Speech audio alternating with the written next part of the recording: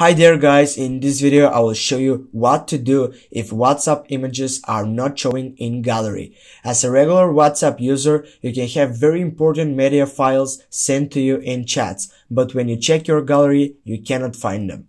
The click of WhatsApp images and videos not showing in gallery is usually settings related and it's easy to correct. When videos and photos are sent to you in WhatsApp, you may not be able to view them properly until you open them from the gallery and get a widescreen view. Let's get started without priority. First of all, click on the dots icon on your right side. Then select Settings. After that, go on Storage and Data. Then scroll down and make sure that the third selections are making. Go on the first and go Photos. Okay. After that, go on the second one, go on all, make sure that all are cleared, okay, and then go on when roaming and go on photos, then click OK. After that, get back and go on chats.